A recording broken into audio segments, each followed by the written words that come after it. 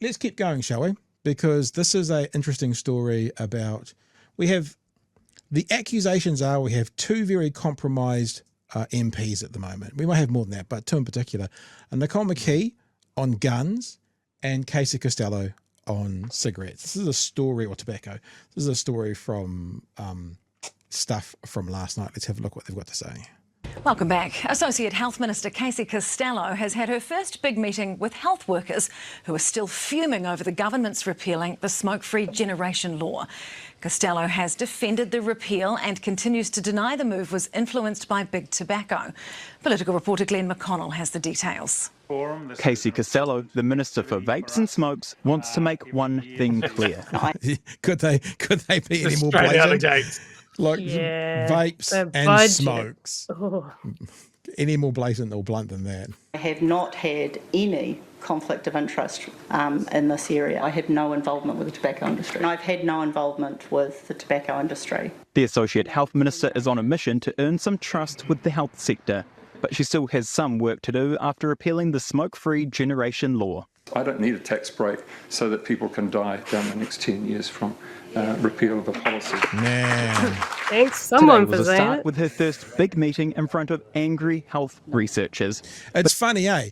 Angry voters, you understand, oh, you changed the world for us, angry lobbyists. But these are healthcare professionals who are researchers. To have the word angry in front of this group of people, you must be a different kind of evil. These people are people who have committed their lives to helping the health of a nation. To make a room angry, what the hell have you done? Oh, I remember you've committed tens of thousands more New Zealanders to die from smoking-related illnesses. That's what you've done.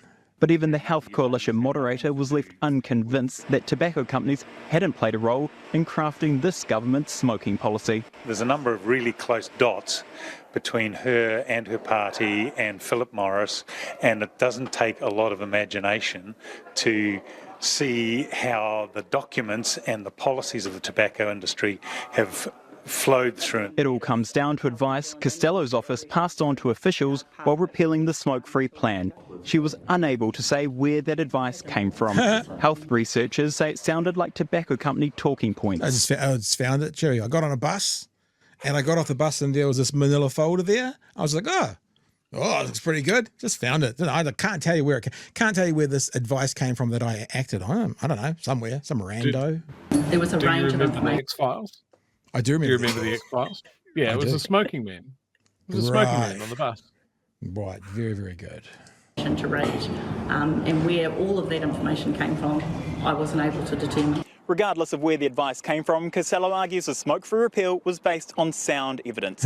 One of her key arguments is that she says the tobacco industry... But he didn't say what sound evidence. It may have been sound evidence on the income for the tobacco group. It could be based on that sound evidence. He didn't say sound evidence from the health community. He just said sound evidence, which is questionable because we know they don't take into account evidence or advice ever. So I'm questioning that. Except if it turns up underground.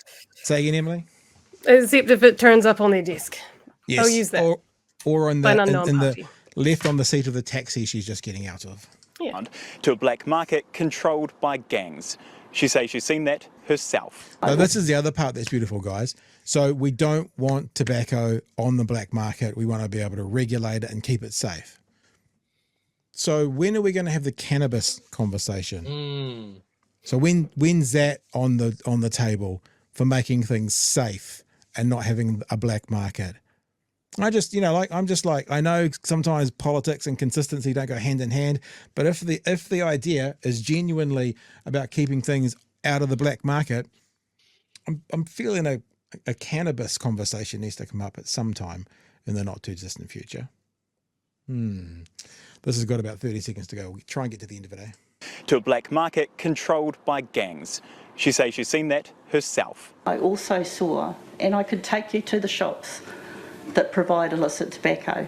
They are out there and they're trading, and we need to stop the demand. It's pretty interesting that her wish list seems to pretty clearly align with the wish list of the tobacco lobby. She even ended up with a report in her office that some might say could have been written by tobacco lobbyists. Big claims which Costello denies. Well, I haven't seen the tension between the public health sector and the government so high. There will need to be a few more meetings to win support from these doctors. It's true though, eh? I mean, the tension between those two places, the guys who are saying we want health for the nation and the people who are the ones to provide the funding to the guys health for the nation.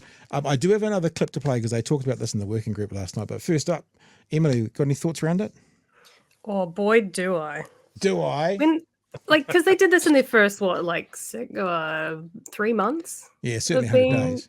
elected, and I just don't understand. I was blown away that is the thing that they went for.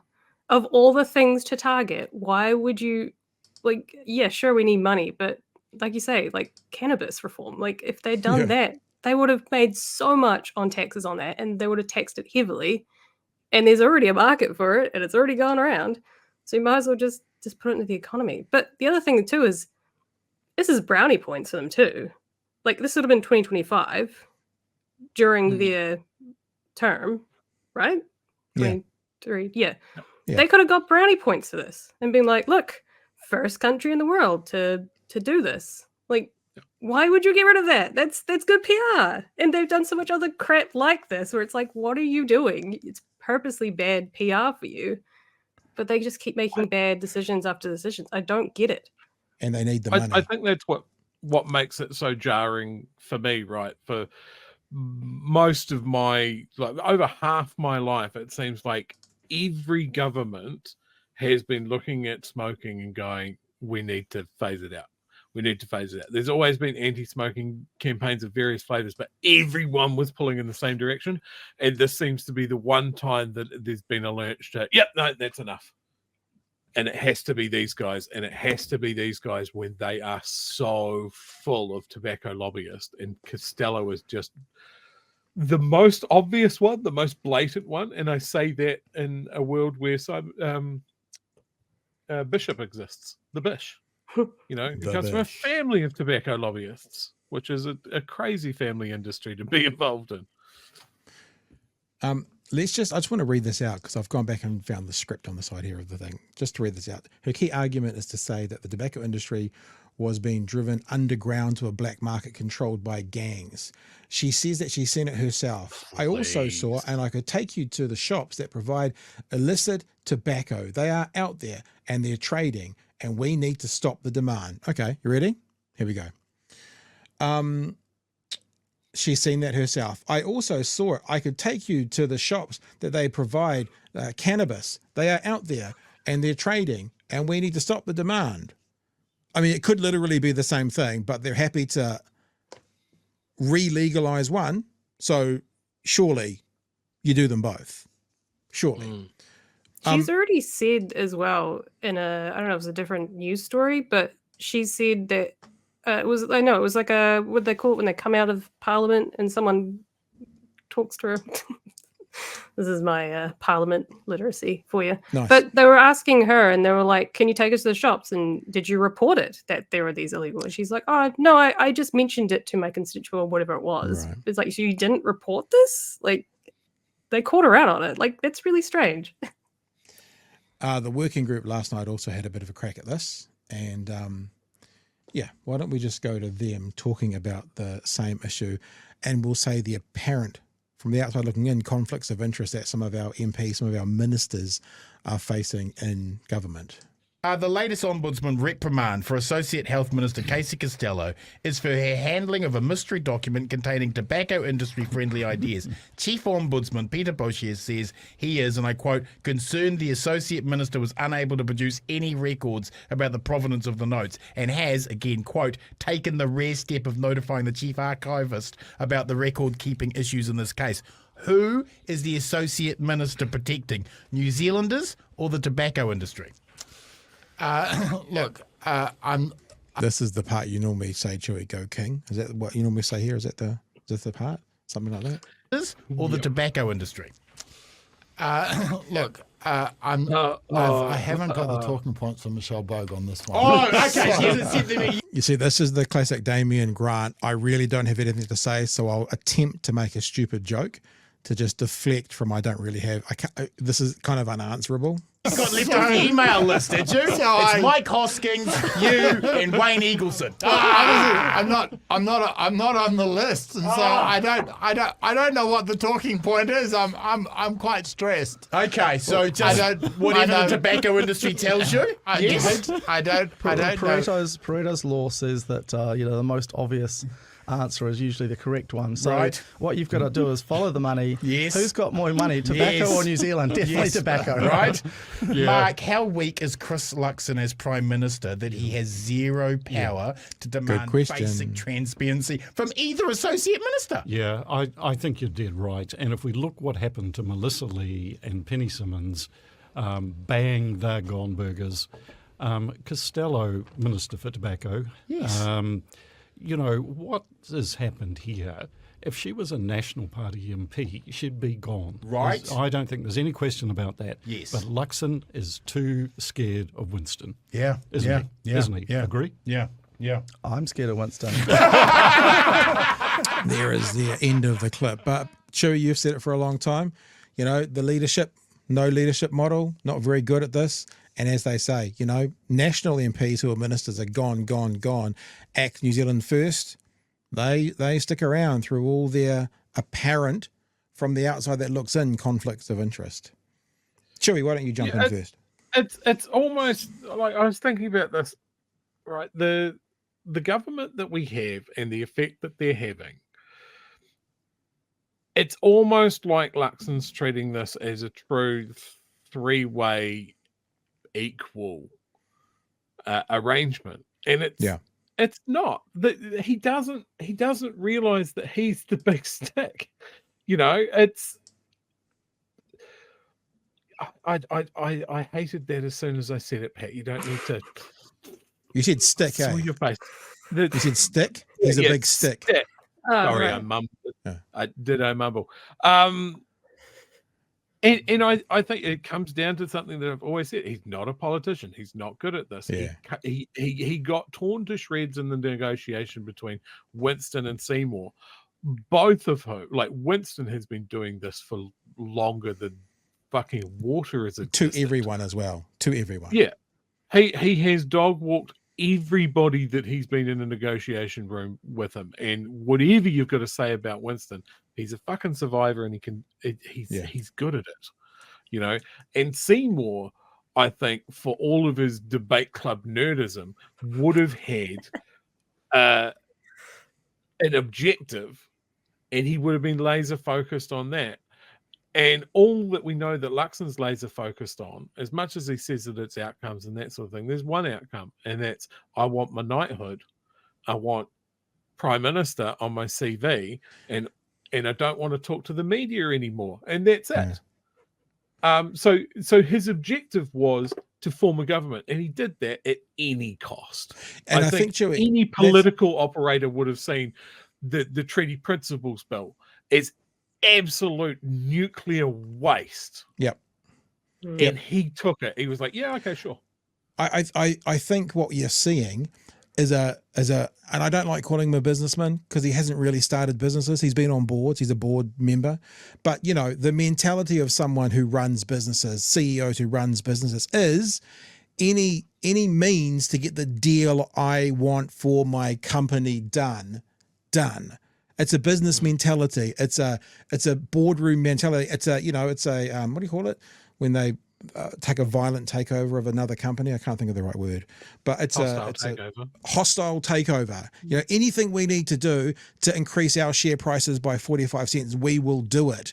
And it's almost like that's the attitude he's taken into this. Like anything I need to do to make sure that we are the preeminent company on the stock market, we'll do it. And this is where it's kicking him in the ass. Like we found out yesterday, Winston doesn't want ferries that are not rail enabled. Seymour wants a public-private partnership, and National are stuck there going, can we please make a deal because it's getting worse every day? And they want to spend as little as possible. And it's like, dude, you guys made this bed. Hang on, picture it, bed. Winston. Okay.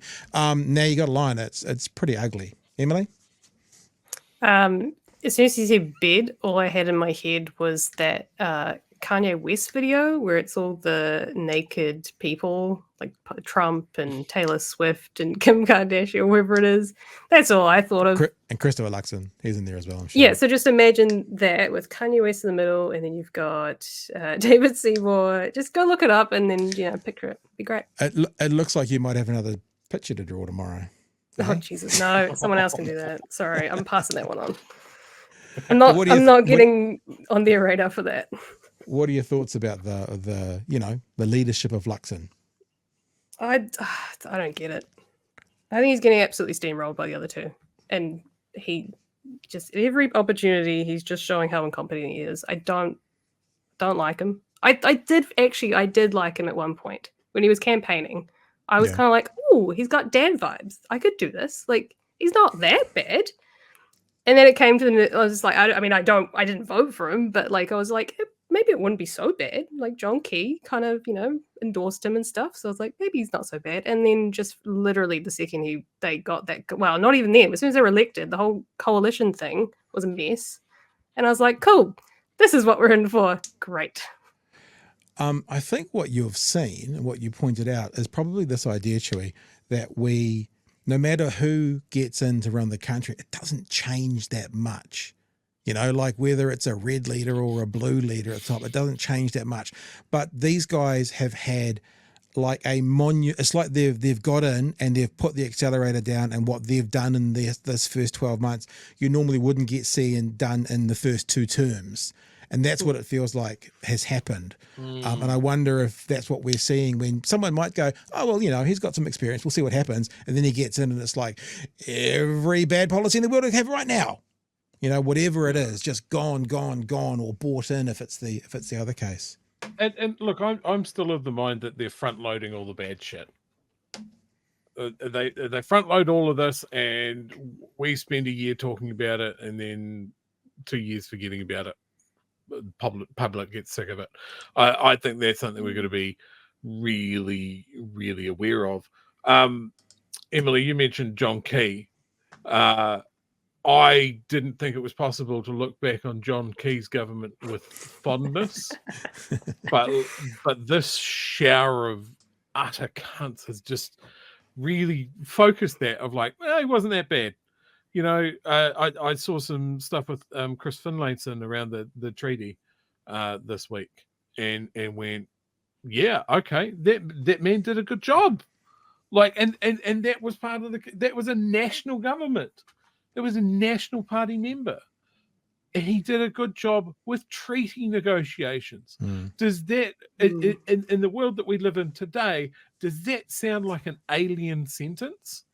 Because I think the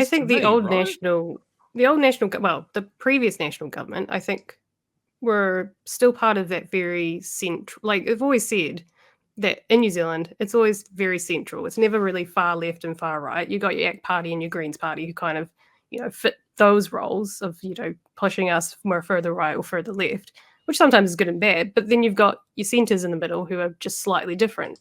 Whereas I think this time around, they've completely, I don't know if it's just a different time and space after COVID, but they've proven that entirely wrong. Like this government's very right-leaning in a lot of things. So it's scary to be, like, it feels more like America where it's like Republicans get in, you've got right-wing policies. Democrats get in, you've got more left-wing policies.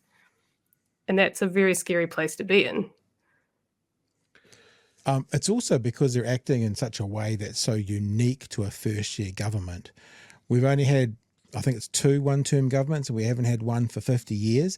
But because these guys are doing this so differently, I wonder if that kind of throws all those odds out the window. Like they haven't been calm and just gone casually and just kind of like ruled for everybody, governed for everybody. And I wonder if that's going to make the next election more interesting, because if it's not your regular 1 year or one term, first term, then you can't go back and go, well, all the other first terms, they just get through to a second term, because it's different. It's a different vibe about them. And I was thinking, Chewy, what you're saying about looking back fondly on John Key is like all the people in America looking back on George W. Bush thinking he was a Rhodes Scholar compared to Donald Trump. It's the same sort of vibes. Yeah, I think as well of like, one of the things that I always thought about Key's government was that it was a government by opinion poll, that he was constantly just seeing how the wind was blowing. And that was kind of his skill set, because whether I agreed with where the wind was blowing, it very much seemed like he would follow that. Where this government seems to have just tightened their hood, put their head down and gone, well, if we can just survive this, let's get all of this shit done.